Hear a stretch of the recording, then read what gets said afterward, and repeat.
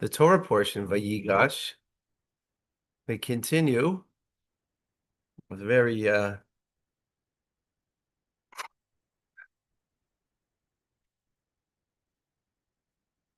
great challenge the brothers are having as Yosef wants to keep only Binyamin for stealing the goblet, the setup of stealing the goblet. And okay, let's get right into the story. We are Bereshit, Genesis chapter 44, verse 31. Vahaya kiroisai. And happened when he sees. So he's continuing his conversation. Yehuda is the one who approached Yosef. Right? He promised to his father that he would return Binyamin, if you recall. So now he is engaging in a conversation with him. So it will happen that when he sees Ki Ein Hanar, that the youth is gone, Vames, he's going to die. V'harida avadecha, esevas avdecha, avinu b'yagan sha'ola.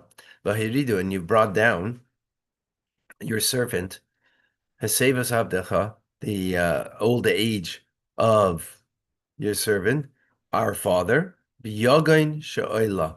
And the sorrow, yagan is sorrow, sha'ola is the grave. It's interesting that he's referring as a plural instead of just himself. Avadecha is referring to older brothers. Right. Yeah. That's interesting because, the old age is referring to his father. I guess it means you'll bring down us, the brothers, and our father to a sorrow of the grave. Yeah. Okay. 32. You have Russia. Oh, yes, sorry. Yaki Roisa ki ein hanar v'mes. It will happen that he sees the youth is missing and he will die. Aviv mitzarasei. His father will die out of grief. Well, okay. 32. Ki avdecha arev. Now he's speaking about himself, because your servant, referring to himself, Yehuda, arev is hanar, took responsibility for the lad, for the youth, mi'im avi, from my father, lemor, saying, im loya vienu elacha, if I will not bring him to you, in other words, if Yehuda won't bring him back to his father, chatasi, I have sinned, la'avi kol hayamim, to my father for all times. Rashi, kavdecha arev is hanar. So Rashi explains, v'im taimer, if you will say, lama ni nichnas tigar, why have I entered into this challenge, this controversy, Yosef Mishar Echai, more than my other brothers, right? He's the only one speaking. The other brothers are there. No one's saying a word except for him. So you might ask, why am I more engaged? And the answer is, Heim kulam mibachutz, they are all on the outside. But I bound myself in this manner, b'kesher chazak, with a tight knot, to be banished from both worlds, in other words, this world and the world to come. If I fail to return to bring him, right? That's what he's explaining. Okay. So this is explaining why.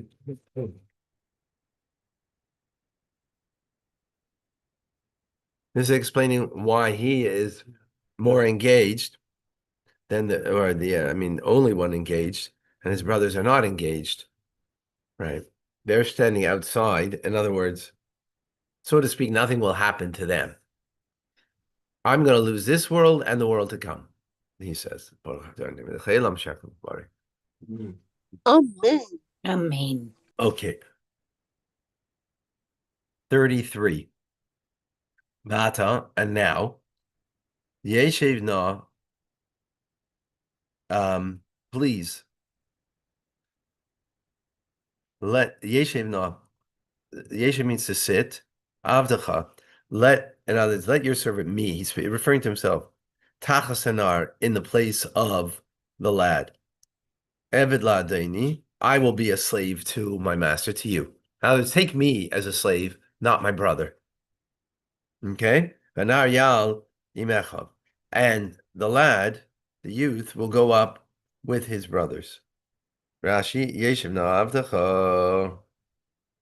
Chol davar, for any matter, animu lamimenu, I'm superior to him. Likvora for strength, lemilchama for war, l'shamish and for serving. Oh, you're going to get more out of me.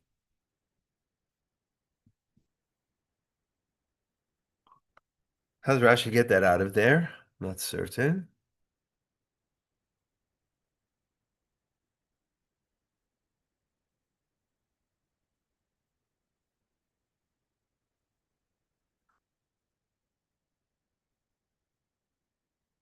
Okay.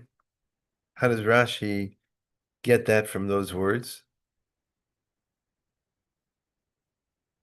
Not certain. Okay. You follow my question? But how do you see it from those words that I should replace him, right? I should replace Binyamin.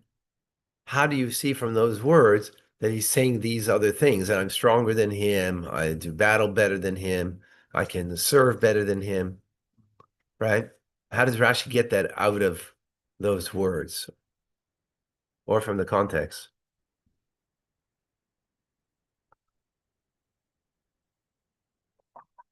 Yeah, clear my question? Okay. Okay, 34. Ki ein, ki eich, so rather, how, for how, Ella, how could I go up, El Avi, to my father, Vanar einenu, iti, and the young man is not with me. Penera bara, ashimotse, it's Avi, lest I see the evil that will befall my father. No Rashi. Okay, we're in chapter 45, verse 1. Layachol Yosef, he was not able, Yosef, litzapek, to endure, to hold, to hold himself. How's it translate over here?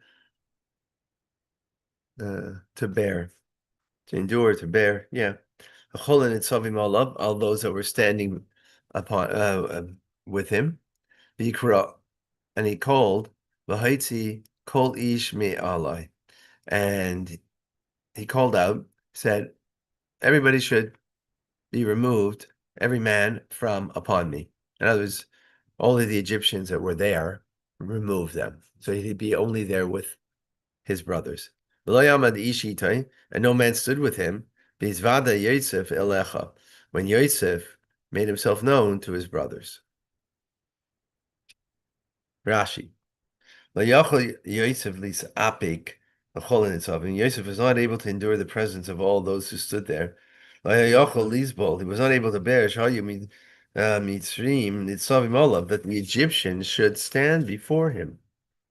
And hearing that his brothers are shamed. When he makes himself known to them. That's what he couldn't bear the thought of, right? That they should be there and therefore be embarrassed. So he told them to leave. Clear? Verse number 2. Vayitin es koilai, and he gave forth his voice, bebechi, in weeping, v'yishmu Mitzrayim, and Egypt heard. It was very loud. V'yishma beis Parai, and he heard the house of Parai. Rashi, Yishma beis Parai, Paro's household heard, beis Parai, the house of Parai, Kaloim, in other words, to say Avadav, his servants, Bnei Beisai, the members of his household. Bein Loshin Bias Mamish. This does not mean actually a house. Ella, Roy, Beis Israel, like we say, the house of Israel. Beis Yehuda, the house of Judah. Manz Ned, in Old French. Meaning, yeah, it doesn't mean in the house of means, the house of Israel. So this is the house of Egypt. Okay. Verse number 3. Vayomer Yosef, and Yosef said, El Echav to his brothers, Ani Yosef. I am Rabbi, Yosef. Yes. I'm Oh, sorry, can you scroll up? yes. Thank you. Sorry. Thank you. Thank you. So Yosef said to his brothers, Ani Yosef, I'm Yosef. Is my father still alive? Rash is going to pick up on that. What kind of question is that?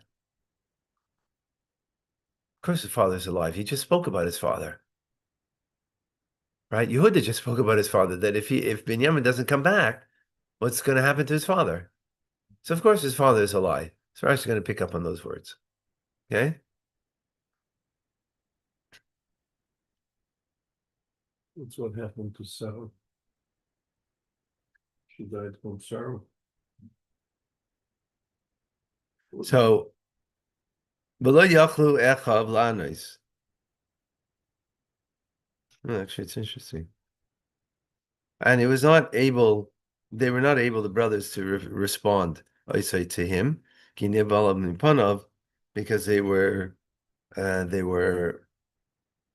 ashamed or disconcerted out of shame. Ipnei abusha. Oh, so Rashi doesn't pick up on it. That's interesting. Thought he did. So others definitely asked the question, why, but why does it Rashi ask the question? Seemingly it's an important, obvious, what does he mean by that? Oh no. Okay. Verse number 4. Vayomer Yosef said, Elechav, to his brothers, Yeshu, come close. No, please, they lied to me. Vayigashu, and they came close. Vayomer ani Yosef achichem. I am Yosef, your brother. Hashem achartem otzei mitzrayim, that you sold me to Egypt. Rashi in number 4. No. Yeshuna Eli, come close to me, please. Ra oisam nisegim lacher. He saw them backing away. Amar, so he said to himself, Achshav, achai nichlomim. Now my brothers are feeling ashamed. Kara lehem, so he called them b'lashon raka, in a gentle language, v'tachanunim, in supplications. Era lahem, and he showed to them shehu mahol, that he's circumcised.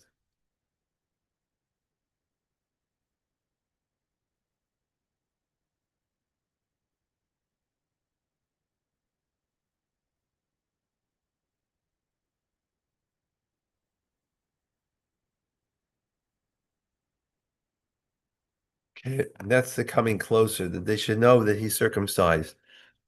Vata, now, al te'atzvu, do not become distressed. Bal yichar beinechem, and don't be upset in your own estimation. Ki machartim see that you sold me. Don't be upset about that. He says to them. Hey, now here, ki lemichyeh shalachani elokim lifnechem, because for sustenance and support of life, God sent me before you. And is this a divine orchestrated plan? Rashi lemichya, liyas lachem lemichya, to be supporter of life for you. Verse number 6. Kizesh nasayim harav, because this 2 years of the famine, bikerev aretz, in the midst of the land, v'oid chamishanim, and there's going to be another 5 years, asher ein charish v'kotzer, that there will be neither plowing nor harvest. Rashi, Kizesh Nasaim, this is 2 years, Avru, that have passed, Mishnei Arav, from the years of hunger. Last verse. Number 7, V'yishalcheni Elokim, and God has sent me lifnechem before you, lasum lachem, to place for you she'iris ba'aretz, a survival in the land, v'la'achyes lachem leflei tegedela, in order that you can sustain you with a great deliverance. No Rashi. Wow.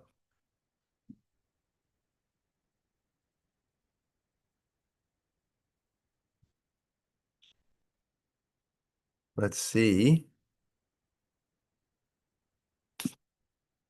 I have something here.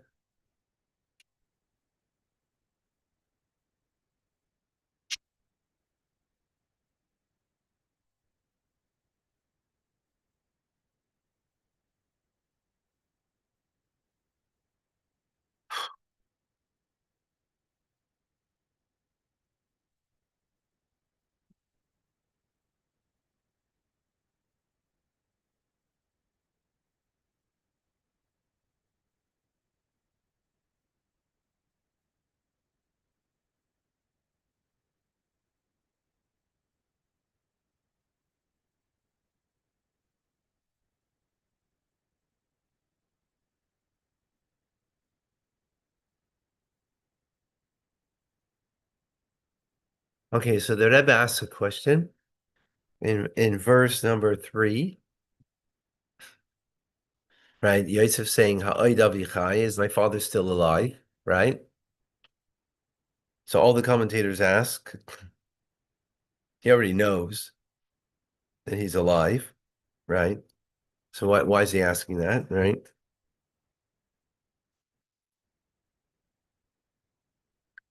So the Rebbe explains, it wasn't a question. It was just an astonishment. My father, he's still alive. After everything he's gone through.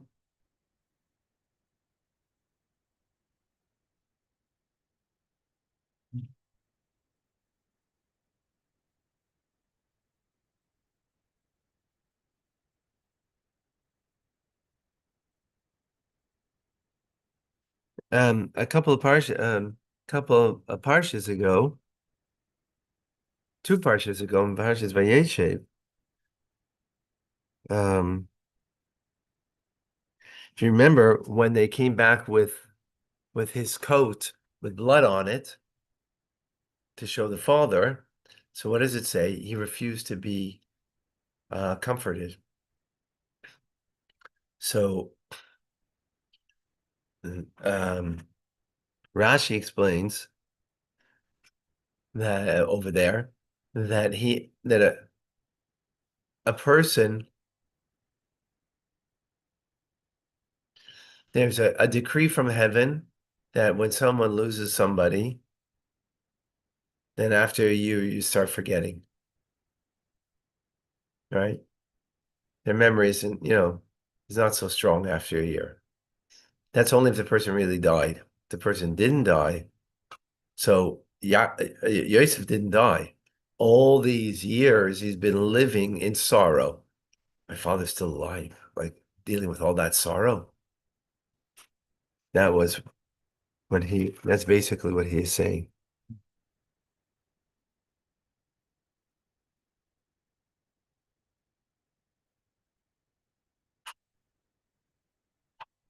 He's saying, Ani Yosef. He's saying even more. I'm alive and well. I'm still devoted. What we learned last night in Torah studies, if you recall. Right? I'm still devoted. Right? How could my father still be alive after everything he's gone through?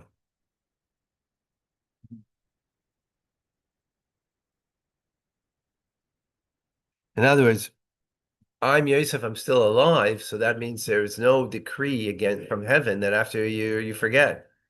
You're not going to forget because he was alive, right?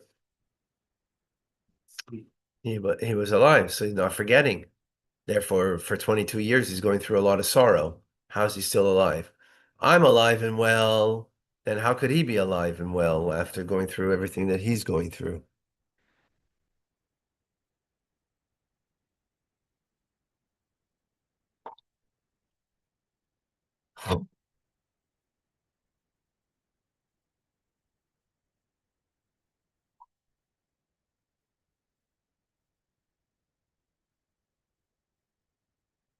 Now we can understand what he says.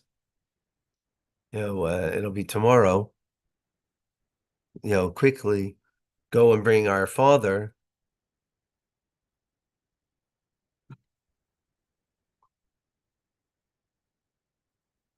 Right?